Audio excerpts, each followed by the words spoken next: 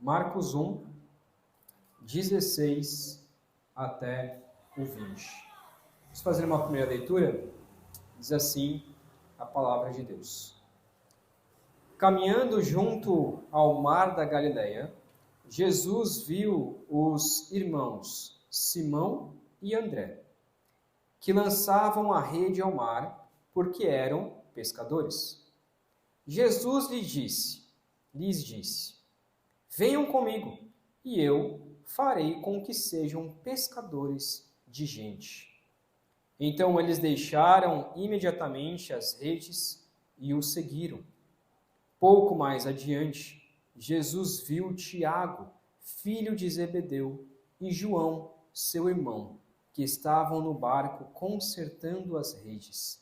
E logo os chamou, e eles seguiram Jesus, deixando seu pai Zebedeu no barco com os empregados. Vamos orar mais uma vez. Pai querido, até aqui nós lemos a Tua palavra e pedimos que ela fale aos nossos corações, que sejamos ensinados com estes poucos versos, ensinados o que nós devemos fazer também com as nossas vidas ao nos tornarmos seguidores de Cristo Jesus. É o que oramos em nome de Cristo. Amém. Apenas para dar o contexto daquilo que nós estamos estudando, Jesus, ele tinha sido batizado e tentado, e com isso ele foi autenticado pelo próprio Deus Pai e também pelo Espírito Santo, de que de fato Jesus era o Filho de Deus. Nós vemos isso nos versículos de 9 ao versículo 13.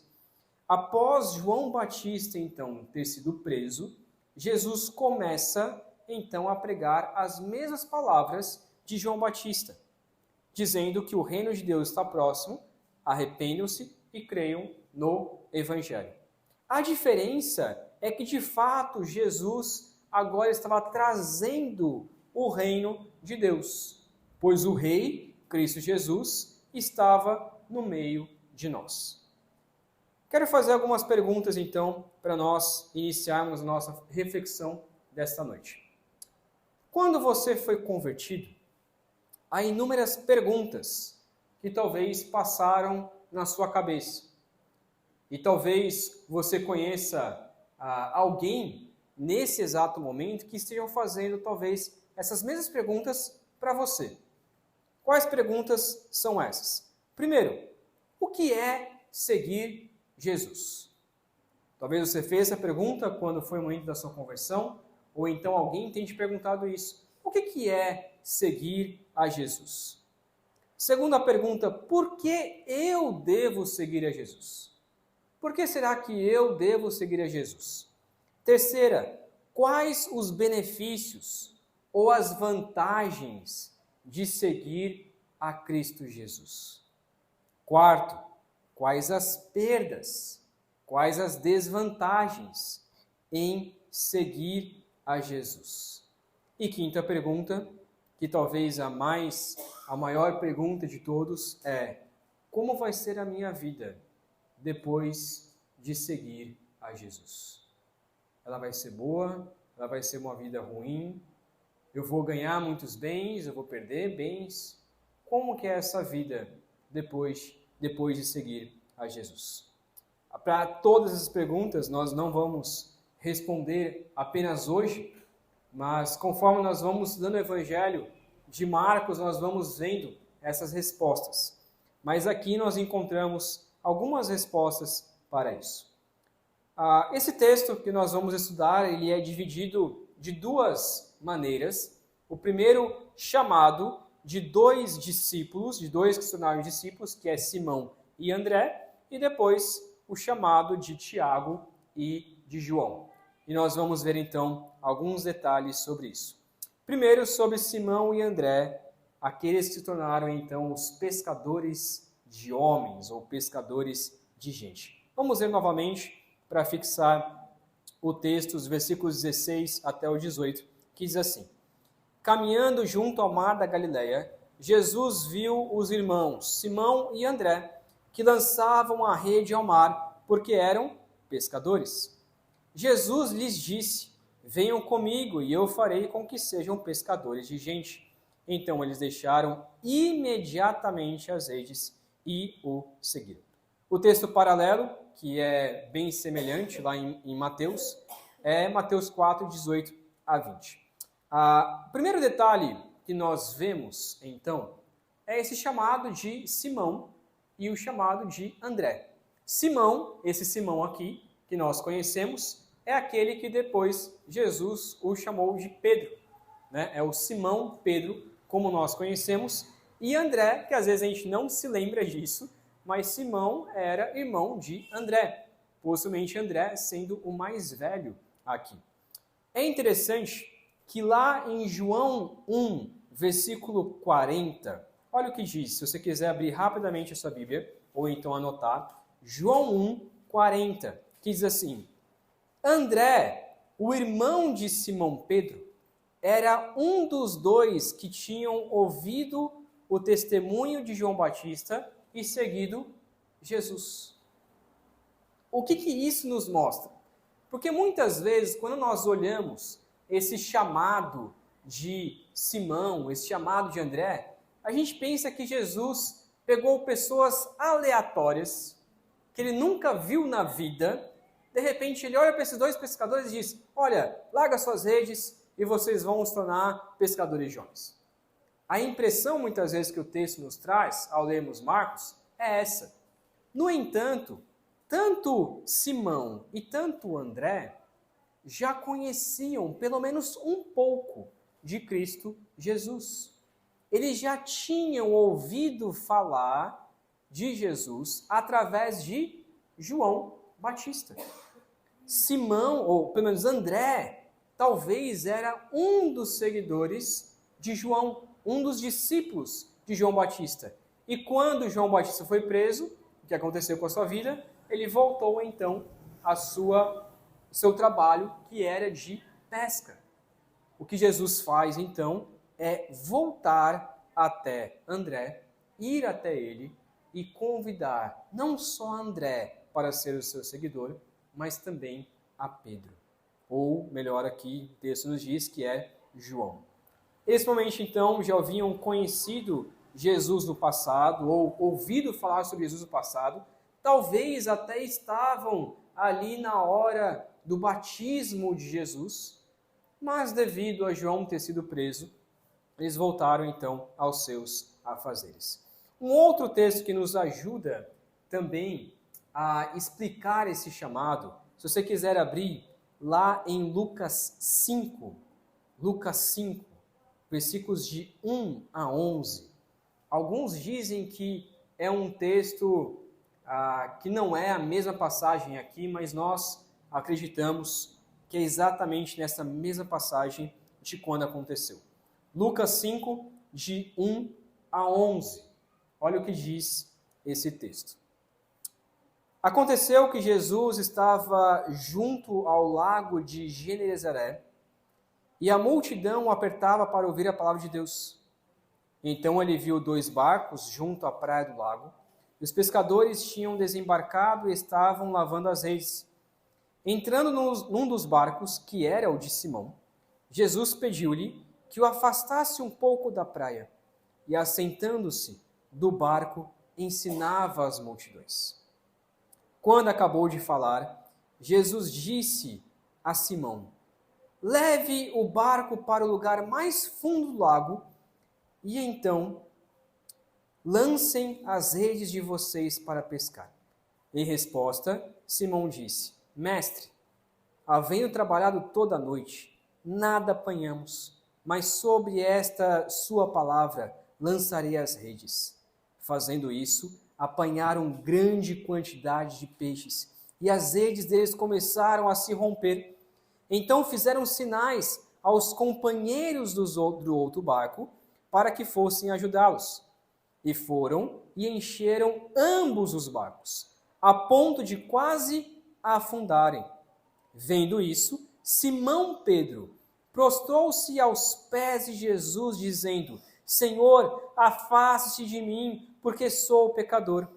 Pois à vista da pesca que fizeram, a admiração se apoderou dele e de todos os seus companheiros, bem como de Tiago e João, filhos de Zebedeu, que eram seus sócios. Então Jesus disse a Simão: não tenham medo, de agora em diante você será pescador de gente. E arrastando eles os barcos para a praia, deixaram tudo e o seguiram. Esse texto de Lucas, então, ele nos mostra como de fato foi esse chamado de Jesus a esses discípulos. Não foi simplesmente passando e viu e falou: olha, me sigam. Mas ele fez um milagre, de fato provando ser o Filho de Deus. E quando esses 4 primeiros discípulos olharam para a maravilha que Cristo Jesus tinha feito, eles então passaram a seguir a Jesus. No entanto, o que nos chama a atenção desse texto não é a decisão que eles tomaram de seguir a Jesus. Talvez essa decisão foi uma decisão um pouco incerta, talvez essa decisão foi meio duvidosa, talvez foi uma decisão de, poxa, ele fez um milagre na nossa frente, não tem como a gente não seguir esse homem, ele está nos chamando, Jesus poderia ter chamado tantas pessoas, mas ele nos chamou pessoas simples, pescadores, sócios ali naquele negócio. Poxa, vamos seguir, vamos ver no que isso vai dar. Talvez com o tempo eles foram entendendo que de fato era o que era seguir de fato a Jesus. Mas o texto não nos quer nos chamar a atenção pela decisão deles. O mais incrível desse texto, na verdade, é para o que Jesus chamou aqueles homens. O que era comum na cultura judaica é que um rabino, como Jesus era, um mestre da lei como Jesus era, Jesus tinha se formado como mestre da lei, um mestre da lei era comum ele chamar algumas pessoas para seguir. Normalmente eram de 3 a 4 pessoas. Esse mestre então chamava principalmente jovens para então seguir e ser ensinado, assim como, por exemplo, Paulo, que foi ensinado pelo seu mestre. Isso era comum, era algo comum naquela época. No entanto, geralmente os mestres, eles buscavam crianças, adolescentes ou jovens que eram já dotados na lei, que tinham um conhecimento na lei, que sabiam da palavra, que sabiam da Torá, que já tinham decorado toda a Torá. E não pessoas simples, como Pedro, como André, como Tiago, como João. No entanto, Jesus chama, contrariando todo esse chamado dos outros mestres, chama pessoas simples. Mas ainda assim, a importância desse texto não está nisso. A importância desse texto está para o propósito, para o que Jesus chamou essas pessoas. Chamou para serem pescadores de gente, pescadores de homem. Um comentarista diz que o evangelismo foi o principal propósito para o qual Jesus chamou os apóstolos e continua a ser o centro da missão para o seu povo. Assim como Jesus chamou Simão e André para serem pescadores de gente, assim Deus continua nos chamando para sermos pescadores de pessoas, para alcançarmos pessoas, para evangelizarmos, para pregarmos o verdadeiro evangelho às pessoas. Assim como Atos 1, versículo 8 diz: mas vocês receberão poder ao descer sobre vocês o Espírito Santo e serão minhas testemunhas, tanto em Jerusalém como em toda a Judéia e Samaria e até os confins da terra. Talvez, e é bem provável, que Simão e André não tinham entendido o que era esse negócio de pescar pessoas. Mas depois que o Espírito Santo desceu sobre aqueles homens, Pedro e os apóstolos entenderam o que Jesus quis dizer com isso. Agora entendemos que o nosso propósito é pescar pessoas para o reino de Deus. Jesus nos chama não só para sermos salvos, mas para que possamos pescar outras pessoas também para serem salvas por Cristo Jesus. O nosso pensamento diário deve ser: se eu não sou um pescador de homens, será que alguma vez eu fui salvo? Se eu não tenho pescado pessoas, será que alguma vez eu já fui pescado? Se eu não estou pescando almas, será que alguma vez a minha alma foi pescada por Jesus? Porque aquele que é salvo por Cristo Jesus entende a sua missão. E a sua missão é salvar vidas, é pregar o verdadeiro evangelho, é anunciar a Cristo a tempo e fora de tempo. Segunda parte, versículos 19 e versículo 20, nos mostra então sobre Tiago e João, que o evangelho de Lucas nos traz que eram sócios também de Simão e André na pescaria. O texto diz o seguinte: pouco mais adiante, Jesus viu Tiago, filho de Zebedeu, e João, seu irmão, que estavam no barco consertando as redes. Talvez, aqui esse conserto das redes, seja justamente por causa da pesca maravilhosa aqui. E logo os chamou, e eles seguiram Jesus, deixando seu pai Zebedeu no barco com os empregados. O segundo grupo de irmãos, então, chamados por Jesus, é Tiago e João, da onde vem aquela musiquinha infantil também que nós cantamos, né? É possível, né, alguns dizem que é possível que a mãe de Tiago e de João talvez era irmã de Maria. Então é possível que Tiago e João eram primos de Jesus. É possível isso. Lá em Marcos 15, 40, em Mateus 27 e João 19, nós temos alguma indicação que talvez a mãe, né, a esposa de Zebedeu, fosse irmã, talvez, de Maria. Então também eram conhecidos, eram primos de Jesus. Isso é provável, ok?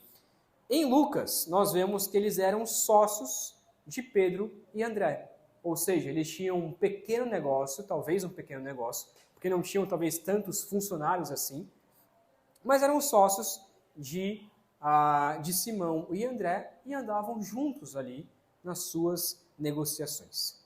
O interessante desse texto, e aonde nós vemos a maior atenção, é que eles seguiram a Jesus, deixando o seu pai Zebedeu no barco com os empregados.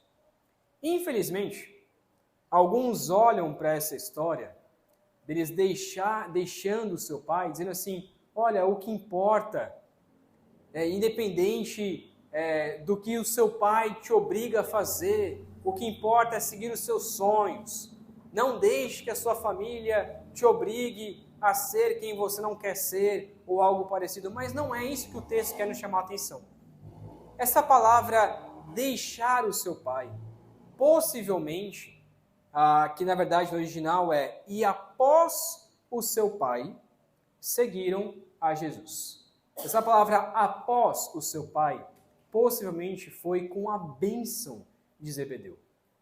Zebedeu os abençoou para que eles então passassem a seguir a Jesus. Mas o que nos chama a atenção é que, de fato, eles deixaram os seus negócios, eles deixaram o seu mantimento, eles deixaram a sua sociedade, deixaram a sua pesca para seguir um homem que talvez não conhecessem tanto, para seguir um homem que, se fosse primo deles, mas ainda assim não fazia sentido seguir simplesmente uma pessoa que fez ali algum milagre e agora eu passo a seguir aquela pessoa. De fato, era uma fé incerta. No entanto, para nós seguirmos a Jesus, nós já conhecemos a Cristo. Nós já sabemos quem Jesus é.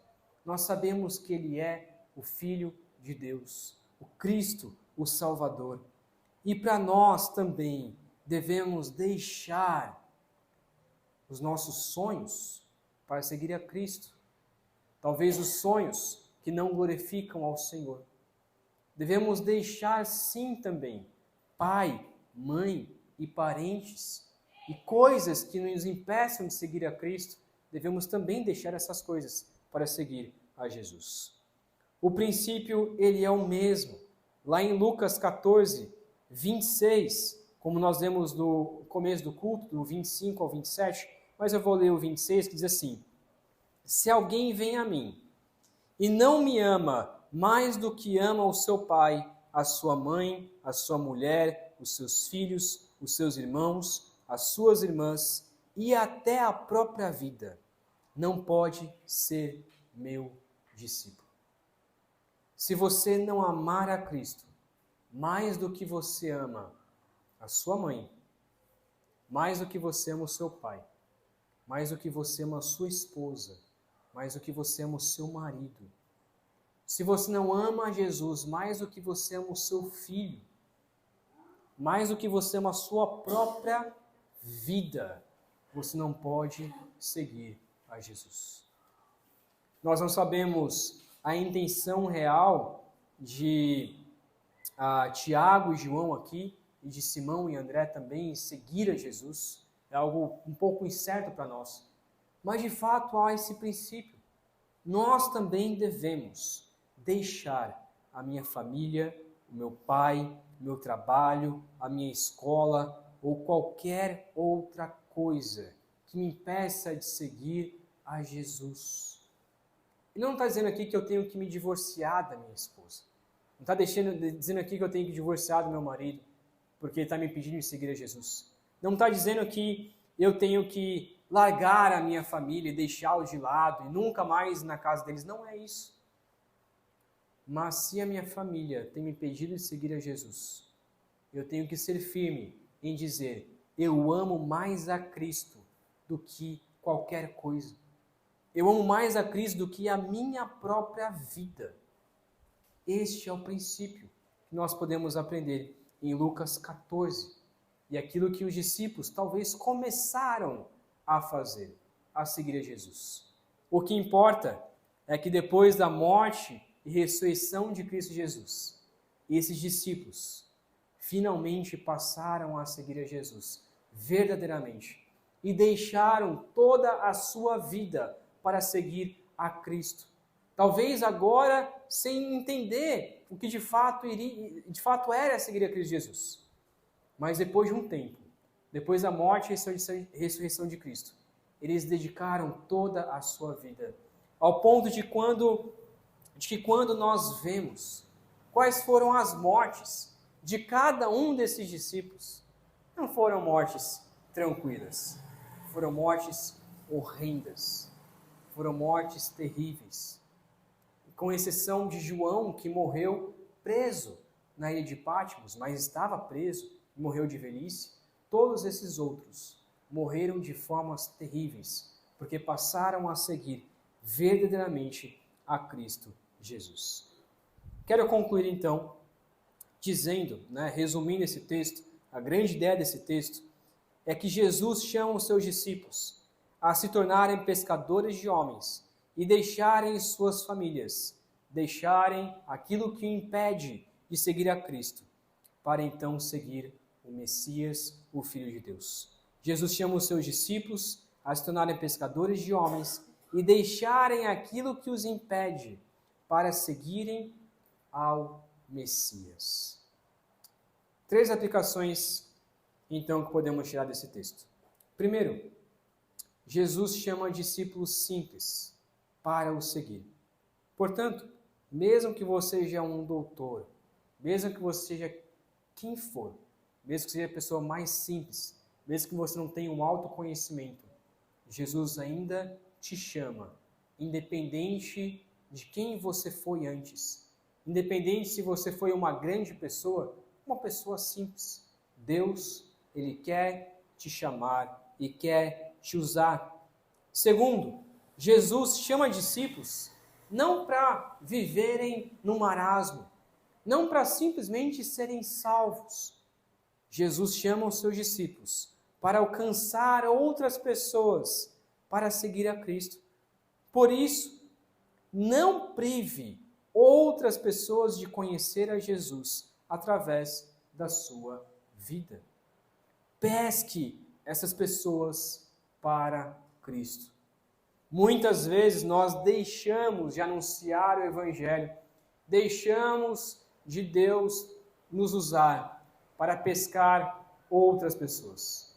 Seja um livro aberto, que o Evangelho possa ser claro na sua vida, para que pessoas possam conhecer o Evangelho mais facilmente através de você. E terceiro, Jesus chama discípulos para deixarem seu conforto para o seguir. Por isso, se tem algo que tem te impedido de seguir fielmente ao Senhor, seja um pecado, seja um namoro, seja a sua família, deixe essas coisas de lado. Tome a sua cruz e siga a Cristo Jesus. Vamos orar. Pai querido, ó Deus, pedimos que o Senhor nos ajude a te seguir verdadeiramente. Ó Pai, seguir ao Senhor é deixar o nosso conforto, deixar muitas vezes nossos bens, deixar os nossos amores, deixar principalmente os nossos pecados para seguir ao Senhor. Não tem como servir a Cristo Jesus e servir ao amor deste mundo ao mesmo tempo. Não tem como servir a dois senhores. Por isso pedimos, ó Pai, que o Senhor nos ajude a seguirmos verdadeiramente a Cristo Jesus, a deixarmos tudo de lado para seguirmos ao Senhor. A exemplo desses discípulos, quando foram chamados pelo Senhor, que nós possamos também deixar as nossas redes, deixar os nossos parentes e tomar uma decisão de seguir verdadeiramente a Cristo Jesus. Ó Pai, pedimos que também o Senhor nos ajude a sermos pescadores de homens, que não retenhamos o Evangelho apenas para nós mesmos, mas possamos também anunciar a Cristo a outras pessoas, no nosso dia a dia, no nosso emprego, na escola, na faculdade, em casa, qualquer lugar que formos, no mercado, que sempre tenhamos a palavra de Deus na ponta de nossas línguas para anunciar o teu Evangelho e assim ir pescando aqueles a qual o Senhor quer salvar. É o que oramos, pedindo a sua graça sobre nós. Em nome de Cristo Jesus. Amém.